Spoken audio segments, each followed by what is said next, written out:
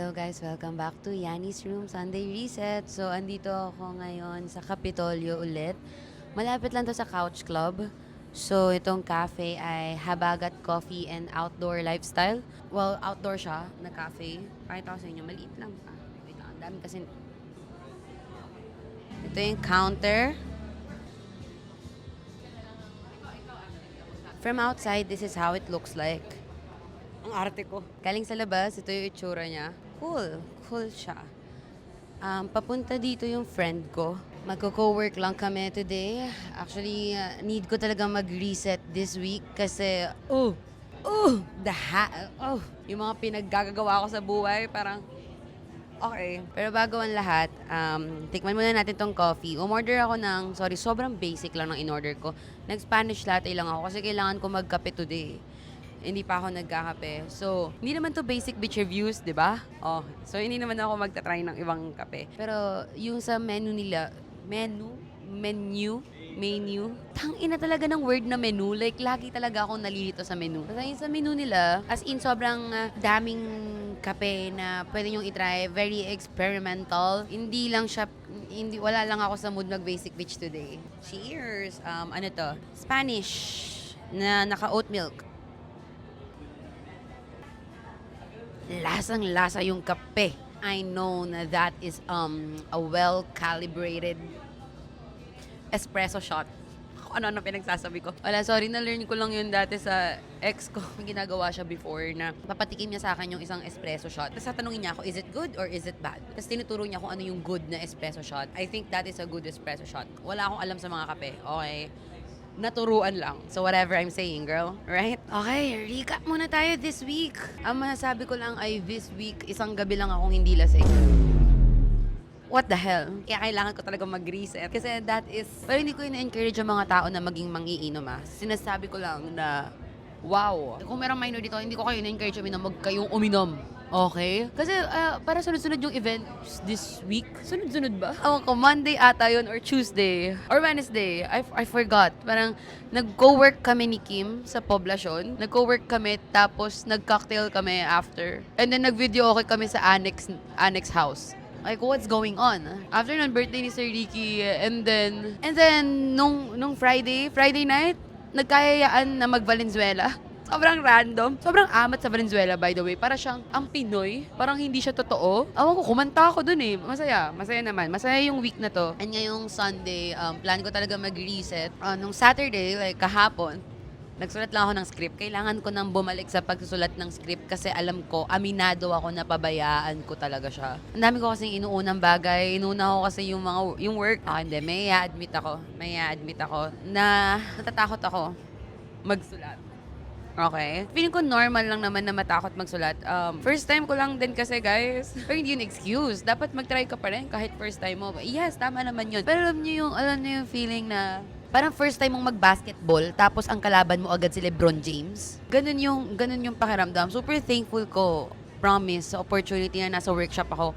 Kaya ayoko siyang sayangin at ayoko magpatalo dun sa fear and sa procrastination. So, yeah, nung Saturday, just spent the whole day writing. Kailangan ko lang talagang bumalik. Kasi ang pagsusulat, kailangan mo lang naman siyang gawin. Kailangan mo lang naman siyang simulan. Any other creative activity, like ko naman yung sinasabi, kailangan mo lang siyang gawin. So, kailangan ko lang i-overcome yung fear na yon in my mind and just write what I'm thinking about. Kasi meron naman akong kwento. Tangina, hindi ko alam kung bakit talaga nai-intimidate ako. And now is not the time na ma-intimidate. Kasi ongoing yung workshop, parang ayaw kong sayangin yun. So yun, actually, yun ang mga struggles ko this week. Alam nyo, narinig ko rin to from other writers, filmmakers, kay Sir Ricky, na parang yung process ng pagsusulat, para kasing nanganganak ng bata eh. Parang kang nagluluwal. Sobrang vulnerable nga eh in the workshop kasi parang pinapakita nyo yung kaluluwa nyo sa isa't isa. Ito yung sinulat ko. Anong feedback nyo? I-expose mo yung sarili mo like that. Tapos kakalkalin mo. And minsan kasi, madalas, actually, lagi, lahat ng sinusulat natin, ginagawa nating sining, personal sa atin eh. Tangina, para akong in labor for 10 weeks na. Tapos feeling ko tinatakasan ko siya. Mali ko yun eh. Ako, aminado naman ako doon. Sorry. Yan ang mga reflections ko this week. Anyway, enough about writing. This week din, nag-shoot ako ng isang content with C4C, Commuters for Change. Advocacy group sila para sa mga nagko-commute. And actually, for public transpo. Tapos, dumating na yung friend ko. Mag-hi ka. O nga pala, ito si JR. Hello po.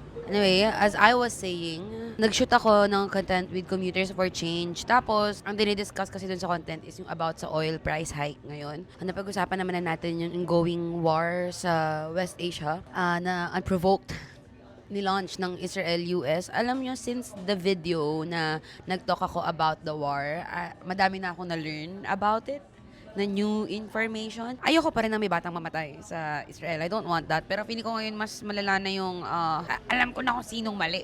Israel-US talaga. Na ipaliwanag na sa akin yung about sa Iran. Na yung sa Iran, ang inaano lang naman nila is if merong magiging change sa politics nila, dapat walang pangingialam ng outer...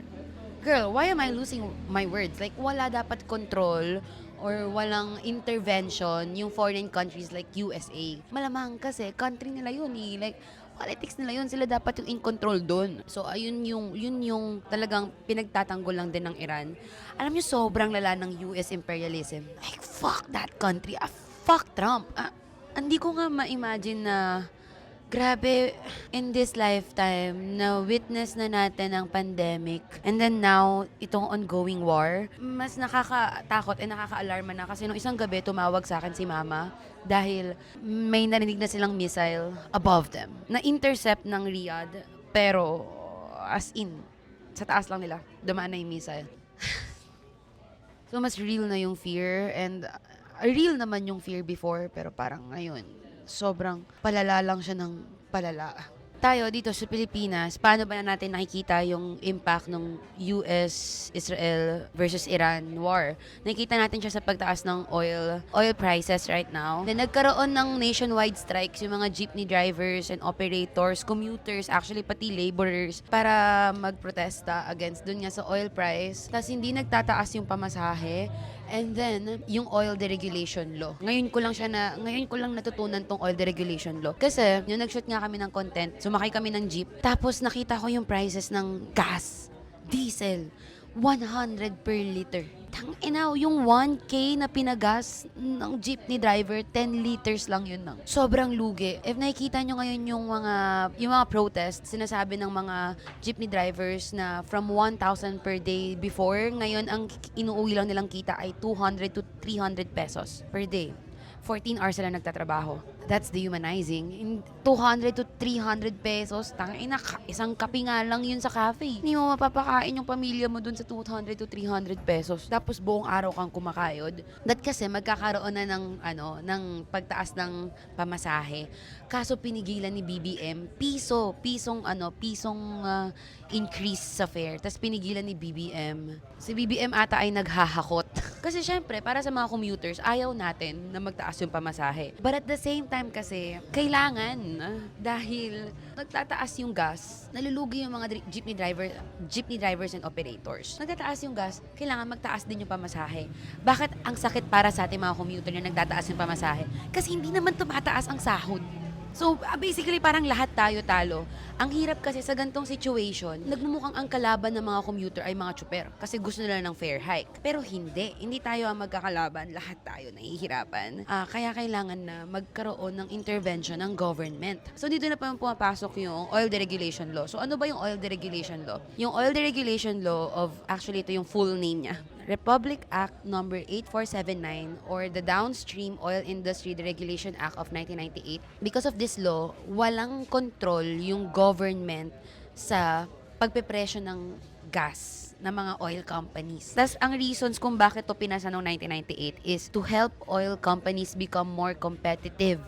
Whatever that means. Alam niyo sa Southeast Asia, Philippines yung merong pinakamataas na oil price hike. Tayo yung umabot ng 100 per liter. sobrang sakit sa bulsa ng mga tsuper at hindi makapag-intervene yung government sa oil prices because of this law. So, isa sa mga panawagan ng mga jeepney drivers na i-trash nga itong Oil Deregulation Act, lalo na sa crisis ngayon, kasi kailangan magkaroon ng control ng government over what's happening right now. Hindi pwedeng iwan na lang ang masa parang iwan na lang yung mga tao na to deal with what's going on. Tangina ng 100 per liter ang mahal. Naalala nyo ba yung time na 30 pesos lang per liter yung gas? Naalala ko yun eh. Dami ko rin natutunan mula dun sa Shoot with Commuters for Change. Isa sa mga pinapropose ng Commuters for Change ay yung net service contracting. So, anong meaning nun? Nung pandemic, ganun yung ginagawa ng mga LGU sa QC, may mga libreng sakay. So, bayad ng LGU, yung mga jeepney drivers and operators for the day. Win din yun para sa mga commuters kasi libre yung sakay. Yun yung service contracting. Ngayon, yung net service contracting na sinasabi ng Commuters for Change, what I learned is, kahit may bayad na yung government, may aid yung government sa mga drivers and operators na parang for the day, hindi nyo need mag-worry kasi sure na meron kayong kikitain. Tapos parang may payment pa rin yung mga magko-commute. I feel like with net service contracting, hindi na ganun kataas, hindi ganun kataas yung pamasahe. Kasi nga, meron nang sinasalo yung government na part doon sa pamasahe. At the same time, guaranteed na may kikita yung jeepney drivers and operators. First time ko narinig yung net service contracting from Commuters for Change. And then I asked, like, meron na ba mga countries na gumagawa ng ganon? And sabi nila, it's actually more common than we think. Ginagawa siya sa London, sa mga bus doon, as in, incentivized yung mga drivers. Yun yung mga solution na sana magawa ng government, i-consider ng government na i-improve yung public transport natin at hindi pabayaan yung both jeepney drivers and operators and commuters. Right now kasi nothing's happening. Medyo like yung term ko na hakot. Parang nagpapapogi lang yung move ni BBM na hindi tayo magtataas ng pamasahe para hindi mahirapan ng mga commuters. Pero wala namang, parang hindi productive yung solution na yun. Again, hakot lang. Naghahakot lang. Yun lang naman. Yun yung thoughts ko sa nangyayari right now sa oil price hike. Suportahan natin yung mga jeepney drivers and operators natin sa ginagawa nilang protesta ngayon. At kung magtataas yung pamasahe, that alam natin na hindi yun kasalanan ng mga drivers and operators natin. Parang the government should really do more. And also, para sa merong mga relatives na nasa Middle East right now, yung mga nasa Riyadh, like my mom, kamustahin nyo sila kasi nga nag-escalate na talaga yung war. Sana hindi na lumala. Sana they stay protected doon. Kasi halted din yung mga flights eh. Hindi rin naman sila basta-basta makakauwi. So yun, scary times actually. Okay, movie recommendation for the week. Women's Month pa rin eh. Ang movie recommendation ko this week ay Ang Huling Chacha ni Anita. Therese Malvar ba yun? Alam ko Therese Malvar yun eh. Bata pa ata si Therese doon. And then Angel Aquino. It's a gay film. Na basically, si Therese meron siyang crush kay Angel Aquino. Hindi ko pa siya nare-rewatch this week. So, kung ano man yung comments ko about it, coming lang from memory. Kasi ang review ko sa Letterboxd, tinignan ko kanina, ang review ko sa Letterboxd na pinanood ko siya ay may something sa pagkababae at pagkabading ko na hinil nung film na yon. So, panoorin niyo yung Huling Chacha ni Anita. Kasi meron din dong usapin ng si Angel Aquino, parang tinitignan siya dun sa barrio nila or dun sa community nila na parang slut. Like, sinishame siya for the things that she did for her job, for leaving her father, for leaving the place to pursue bigger dreams. Tapos bumalik siya dun sa lugar and then manghihilot siya. Tapos dun sa panghihilot niya, sinishame siya ng mga tao para sa mga naging choices niya na iniwan niya yung tatay niya. At may reason kung bakit na iniwan yung tatay niya. Panoorin nyo para malaman nyo kung bakit. Kasi sobrang connected talaga siya sa experience as a woman. Sinishame siya ng mga people doon, pero sa kanila siya lumalapit nung may isang babae na need magpa-abort. Wow! Nga ngayon na naalala ko yung film, sabi ko, right, it's such a, like, very female experience siya. Tapos, yun nga, si Therese na bata na parang figuring out her sexuality na ang crush niya si Angel Aquino. Sobrang ganda ng Huling Chacha ni Anita. As in, walang weird dynamics between Angel Aquino and Therese kasi bata. Gets nyo yun eh. Pero, panoorin nyo. Endearing siya for me. Nakaka-heal siya ng womanhood. I don't know, ganun yung feeling ko yung napanood ko yung Ang Huling Chacha ni Anita. So, Panoorin nyo. Saan ba siya meron? Pinirata ko lang yun. Baka meron siya sa OneFlix. Pero meron siya sa Bilibili. Huwag niyong nasa akin nang galing na meron siya sa Bilibili. Pero, yun lang. Yun ang movie recommendation ko for the week. Sige, anong recommendation mo? Dito ka. Hindi, pwede ba short film dito? Mm-mm. Pinapanood akong short film recently. Ang title niya, Souvenir. It's a Thai short film. Tungkol sa pag-collect ng souvenirs na hindi physical souvenirs. So, throughout the film, parang nagpunta sa Japan yung director. Tapos parang nagko-collect lang siya ng iba't ibang souvenir. Tapos naka-video. Tapos papadala niya sa mga friends niya. Wow! Basta, may lang siya, so wala naman siya masyadong plot. Pero ang buo nung film niya na, yeah. Alam mo kasi bagay yun sa'yo. Kasi nagta-travel si JR. Follow niyo siya sa TikTok. Yay! Mas nagta-travel siya, tapos may time na ilang months ka nag-backpack. 2 months. 2 months sa Visayas. Tapos pagbalik niya, meron siya mga photographs na binigay sa amin. Tapos parang, di ko alam if kami yun naalala mo nung andun ka sa place na yun or whatever. Basta parang bits of his travel, tapos binigay niya sa amin. Sobrang JR nun. Sobrang JR nga. Kaya ako na... Saan siya naman? Saan siya mapapanood? Nasa YouTube. Nasa YouTube siya. Souvenir. Ilalagay ko dyan. Nag-travel tayo. Ay, mag-travel kami! Oo nga pala. From May 4 to May 10. Yeah. Punta kami ng Bacolod, then Dumaguete, then Siquijor. Siquijor. Tayo magmomoto. I'm ready. Excited na ako. Gustong-gusto kong sumama sa kanya kasi nga nakita ko yung backpacking kineso niya. Tapos sabi ko, gusto kong pumunta ng Dumaguete. And dream kong pumunta ng Bacolod kasi nga gusto ko yung amatin yung Silay Scooter Girl ko. Na fantasy. Saka gets ako ni Yanis. Parehas kami ng travel style. Parehas kami. Realize lang namin sa bangko. Kami magkakampi doon nung nagkakaroon ng mga... Nag-aaway. Si Yani kakampi ko. Pag kina-close ko yung Sunday app, meron tong mantra of the week. Ibibigay ko siya sa'yo kasi ano ang mantra natin for this week? Sobrang hope core ko lang talaga this week. Ang hirap maging hope core, pero sobrang lagi ko iniisip it gets better. Yes! I feel like ang dami nangyayari sa mundo nga right now. Ang hirap isipin ng good outcome that will come from it. Pero ang powerful ng hope for me na there's something to look forward still na magandang mangyayari. Like, feel ko ang ganda niyang amating mantra lang na you just hope for the best. If not for the better, at least kung ngayon. Ma-hope core na rin ako. Ma-hope core din akong tao since after everything that happened last year. Awan ko, parang it always works out. It will always work out. Yeah, parang have something to look forward to this week. Make plans for yourself. And actually guys, hindi ako very religious na person. Alam niyo yan. Pero pray. Pray for everything that's happening right now. Ipakita mo muna yung kape mo kasi hindi ako umorder ng... Ang in-order ko, nakalimutan ko yung name niya, pero siya, pandan latte. Yeah, so may pandan. Pwede ko bang tikman bago i-end yung podcast? Kasi sabi ko kanina, hindi ako umorder ng like kakaibang flavor right now. Kasi kailangan ko ng kape. It's good. Di po natikman. Masarap. Vlog mo naman kung saan ka namin makikita. May promote ako. Go. Guys, I will be part of Patrons of the Arts Summer Regionals. Ang haba. Patron of the Arts Regional Summer. I don't know. Pero siya, art convention, art con siya, art market in different places in the Philippines. So I'll participate in Davao this April. Mall tour to guys. April 11 to 12 sa Davao. I'll be in Iloilo, in Bacolod, and lastly in Baguio. I'll flash lang natin yung dates kung kailan. Ang saya.